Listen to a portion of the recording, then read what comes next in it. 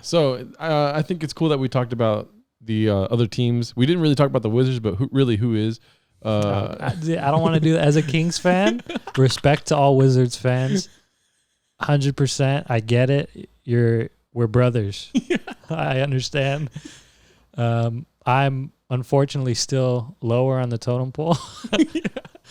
It's been almost like 15 years, no playoffs. But like, hey, you can make fun of all these other fans. I'm not going to do it. Okay, but I understand. It's me saying that who else is talking about the Wizards? I will talk about the Wizards right now. I'm going to give the Wizards their shine, okay? Go for it. love John Wall. Mm-hmm. I think if he comes back healthy.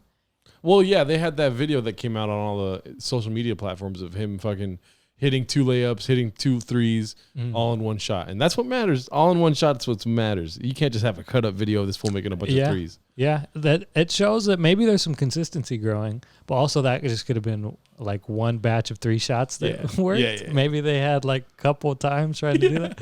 But I love John Wall. Yeah. I think he's one of the best point guards in the NBA. He definitely is very flashy, and I love that about John Wall. He's got some fucking magician tricks in his he's really gym shorts.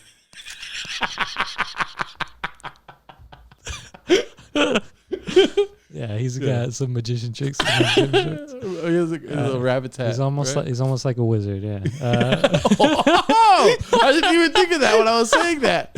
I know, that's part of why I was laughing. Right? Instead, you went for he's got magic tricks in his shorts, in his gym shorts. But yeah, I think he's great. I love Beal as a shooter. Honestly, like he kind of went off this season. He didn't go off. He did go off, but what about his team? His team sucked. See, I don't even buy that because a lot of people are like, "Oh, he scored a bunch," but that's because his team sucks. I think it's harder to score a bunch when your team sucks. Because everyone's focused on you. You get more shots. Like, he was still efficient, though. Yeah. He wasn't, like, chucking and shooting 40%. But I think it exposes your lack of leadership. Maybe. Person like John Wall, would you consider him the leader of the team? Probably. Yeah. See, I'm not too familiar with the dynamics of the Wizards. We might have to get a Wizards fan on here one day. Yeah. But, like, I remember... It's going to be really hard to find, Doc. No, I could think of one. Okay. But... the thing is, I remember Gortat kind of said some, out of the side of his mouth things about John Wall, like when he went to the Suns, I think. Yeah. Or he went somewhere else after the Wizards, and he was like, oh, yeah, now we play more as a team instead of one guy, having the ball the whole time. He said something like that, right? And then John Wall said something like, I'm the one that made you look good and get a big contract or something like that. Kind of, I don't know if it was like a whole bunch of people paid attention to it, but something like that happened. And so, like, I like John Wall a lot. I really love John Wall. I think Hachimura, that Japanese guy. Oh, dude. The Japanese black dude. He got drafted like 2 years ago, right?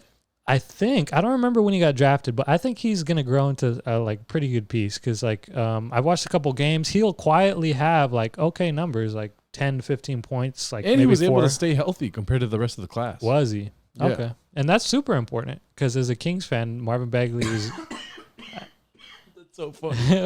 Okay, I don't know. It's funny, but you're staying to it. It's just a Kings fan thing. Oh yeah, it's not a bit. That's what I'm just kidding. No, it's definitely. I just had to cough and I was trying to mask it as a fucking laugh. Oh, okay. Corona.